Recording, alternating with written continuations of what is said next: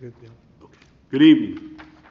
The August 9th, 2023 council meeting of the Long Branch City Council will now come to order. Roll call, please. Mr. Vieira? I'm here. Dr. Vogt? Here. Mrs. Wittes? Here. Dr. Selly is absent. Mr. Dangler? Here. Can we please stand for the Pledge of Allegiance? Pledge allegiance. To the flag of the United States of America and to the republic for which it stands, one nation, under God, indivisible, with liberty and justice for all.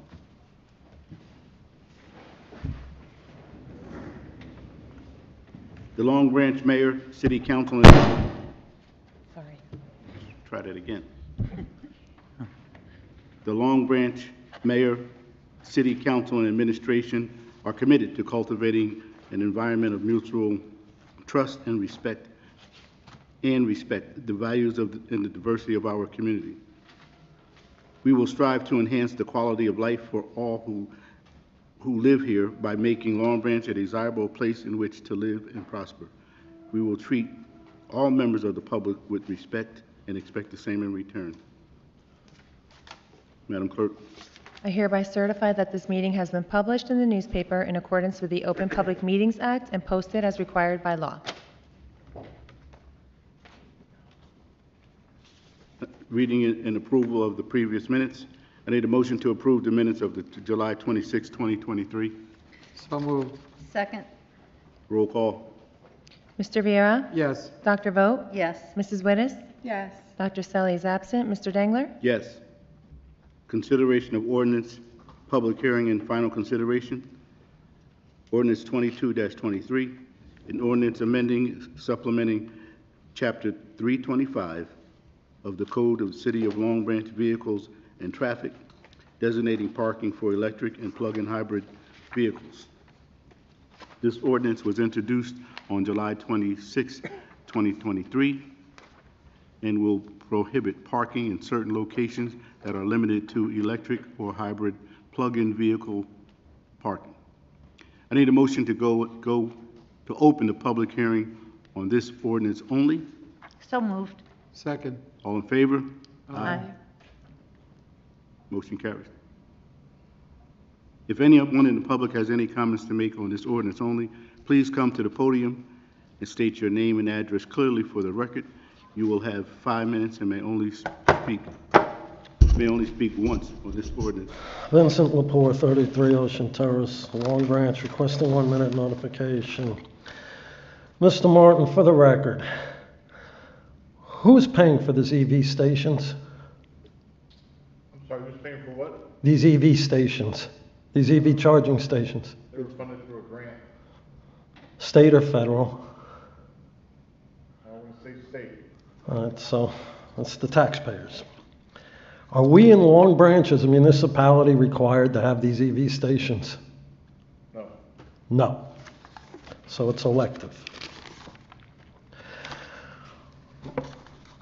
Do you know the source of the charging for these EV stations? Mr. Martin? Electricity? Yes. Yes. Could you please state it? Electricity is the source of the charge. Yeah. What company? JCP&L. I First- assume it's the electric company. First Energy. And do you know where First Energy is getting their electricity to power these EV stations? No. No. Okay, I'll tell you. From the national power grid is where they get their power. No, they're getting it from their coal, oil, gas, and nuclear power plants. So the EV station is dependent primarily on fossil fuels to charge an electric vehicle. It's sort of counterproductive to controlling greenhouse gas emissions. Contrary to what Governor Murphy, with his state subsidized scams, and President Biden with his federal subsidized scams for the EV, these EVs are not a zero greenhouse gas vehicle. Their production causes twice as much CO2 emissions than an internal combustion engine vehicle. Also counterproductive to the environment is the mining of the battery-dependent lithium by fossil-fueled power equipment, much of which is mined in adversarial China. The mined lithium for the spent battery presents another environmental hazard for disposal, whereas the conventional car is virtually 100% recyclable. The markets are telling a different story on EVs and EV stations. Provera Bus Company yesterday announced bankruptcy. Ford announced last week $4.5 billion loss in electric vehicle production. It's a long way to go before EVs become a viable alternative. The other alternatives quickly coming about are hydrogen, fusion, synthetic biofuel, etc. The average person in Long Branch does not have an EV or can afford one. So essentially, a limited class of people have them at the expense of everyone else in this city. That's not right. The Long Branch Environmental Commission has once again failed in doing its diligence to protect the Long Branch government. This ordinance is an enabler with these EV parking stations to a detrimental environment. Bottom line, it's more junk government.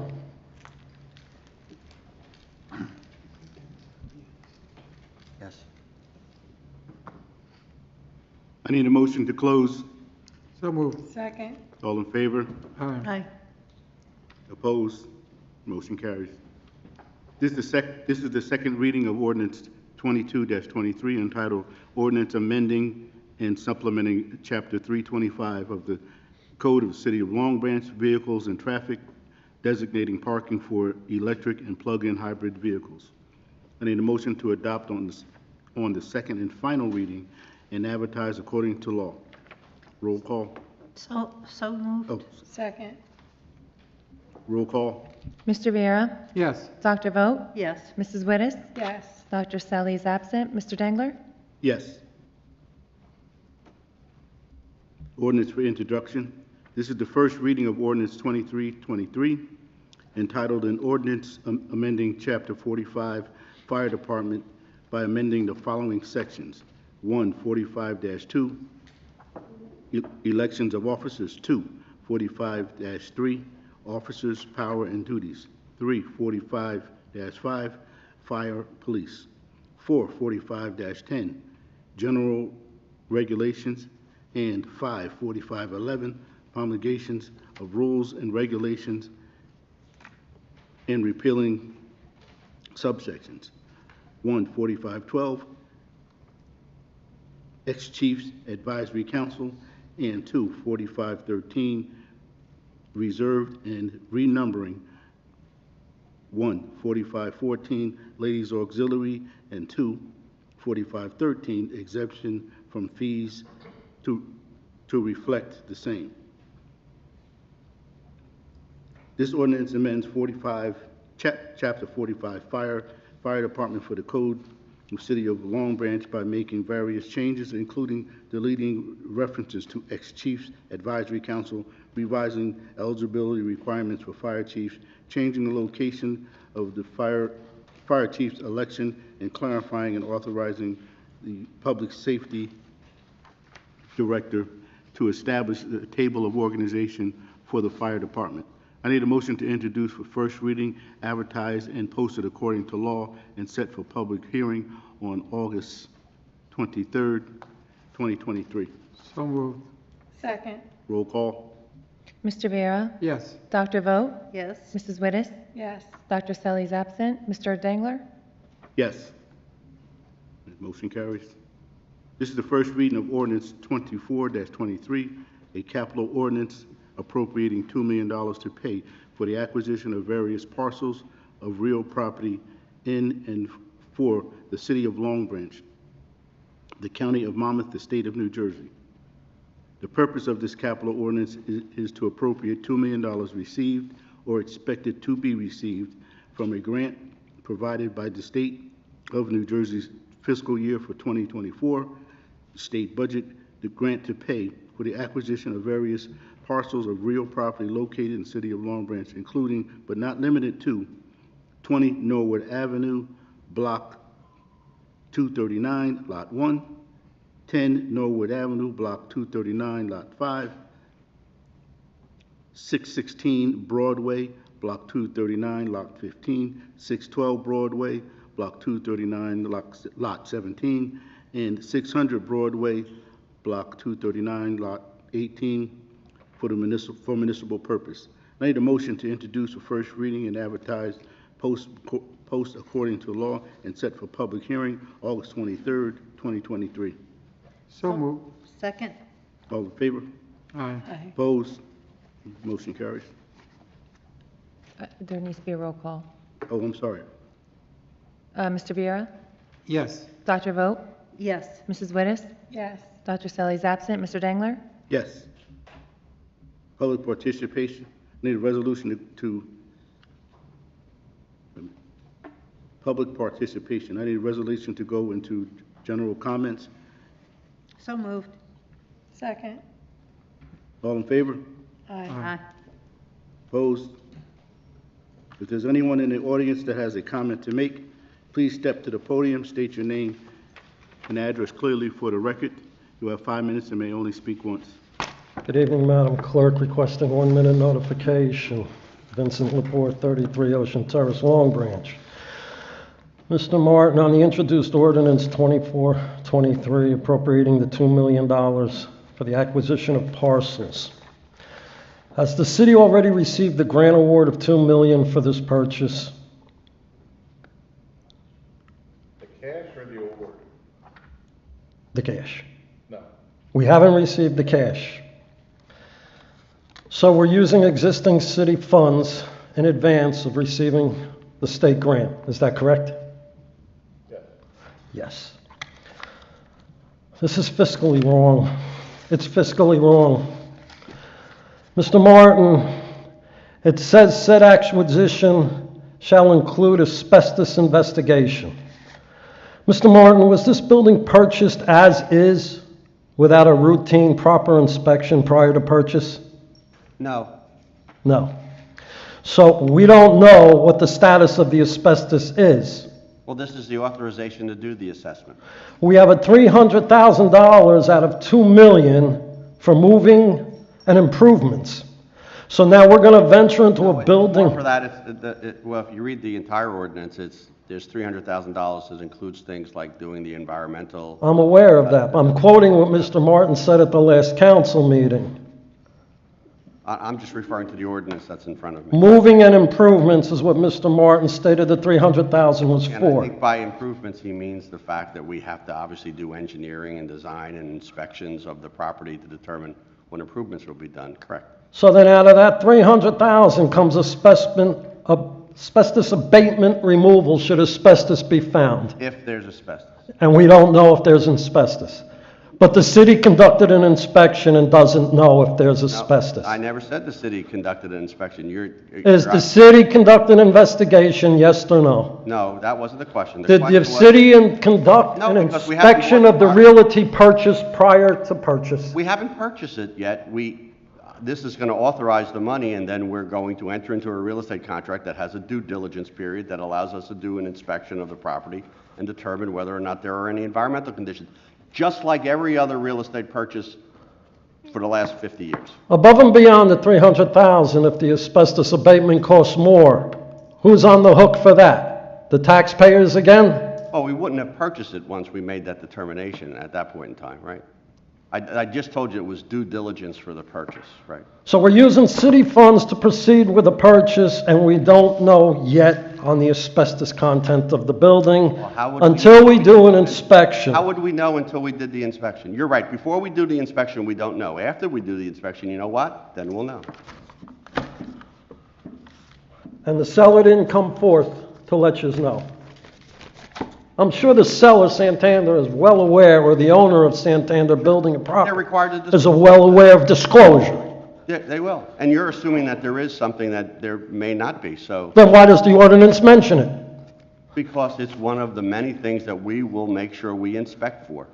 I wouldn't take their word for it even if they told us they thought the building was clean. I would go in and do an inspection other way. It's called due diligence.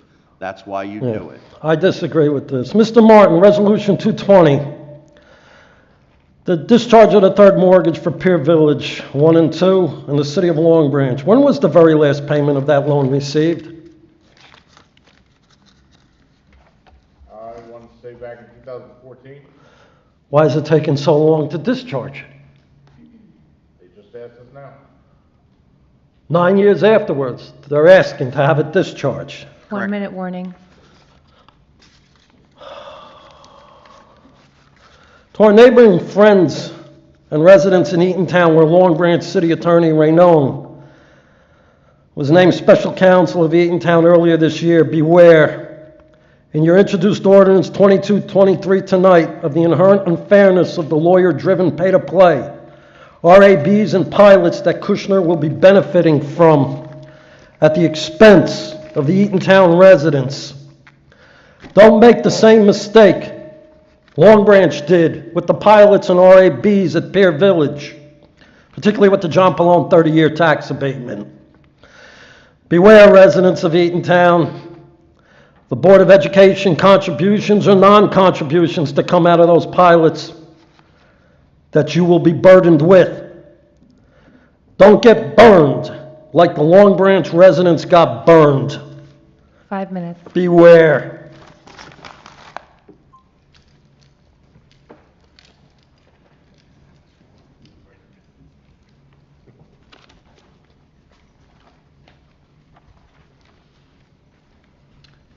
Good evening. Ken and Stacy List, 904 Woodgate Avenue, Long Branch. So we moved to Long Branch from Red Bank 22 years ago, and we have lived in 3 different homes. We've been homeowners in 3 different residences, and we kind of keep feeling like we're getting chased out of Long Branch. We moved from North End to Elberon because of the flooding and Superstorm Sandy and all the losses that we faced there at that point. And now we feel like we're being chased out of Elberon and Long Branch because of 2 issues that we wanted to address tonight. The tax increase, the property tax increase.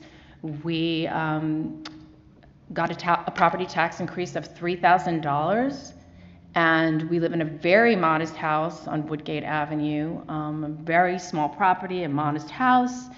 And while John, the tax assessor, was very responsive and called us back after we emailed him, he still hasn't helped us understand why this is happening. Yes, we know how popular Long Branch is and how our property has appreciated and how desirable the area is, but we still don't understand how folks like us, middle-class folks who are just trying to live, are now being penalized for folks that are coming from out of state and, you know, willing to pay an enormous amount of money for modest houses like ours.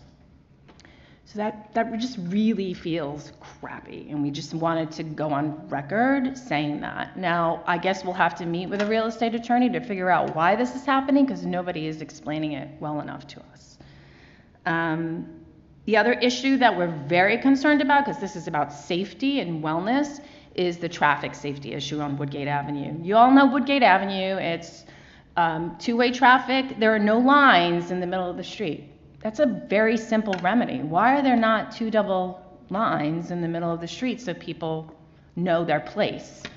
The other issue is, okay, maybe a little bit more complicated. Why don't you put some speed bumps in there? Why don't you have a cop there once in a while? I literally walk my dog and call the police because of the amount of almost accidents that we witness on a daily. Our daughter, our 18-year-old, well, she was 18 at the time, her car was totaled overnight. Nobody left a message who they were. They just ran her car.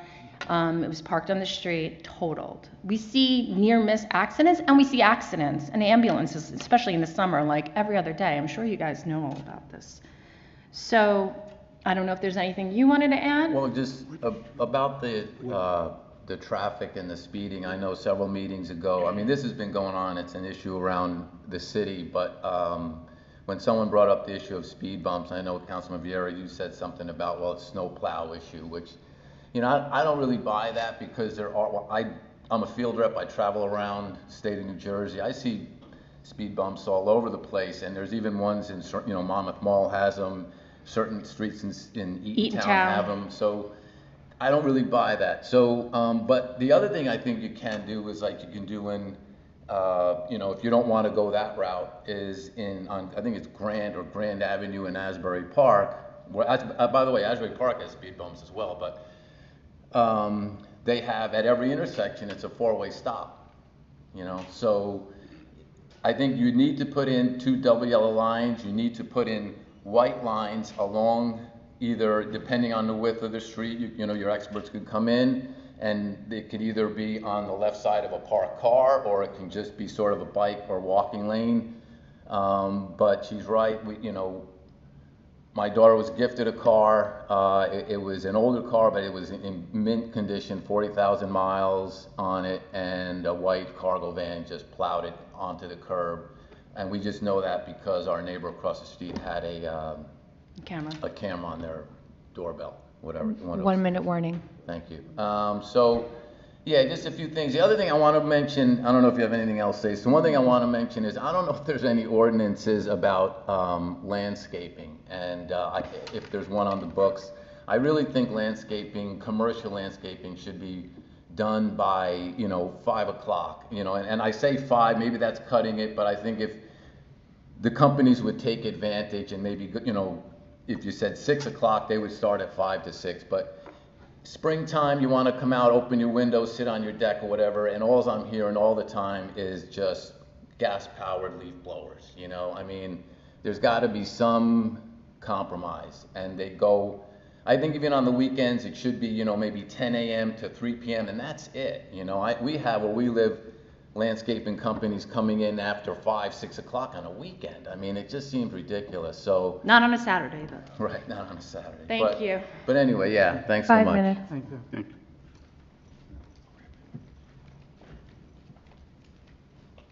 I need a motion to close the public portion of the meeting. So moved. Second. All in favor? Stacy and Ken, I'm sorry. Are you able to stay a few minutes? Sure. Thanks. All in favor? Aye. Opposed? So moved. Madam Clerk, have there been any changes to the list of resolutions? Yes, I have 5 resolutions to be added to the agenda regarding zoning board appointments. I need a mover and a second. I need a motion to accept the changes. So moved. Second. All in favor? Aye. Aye. Opposed? Madam Clerk?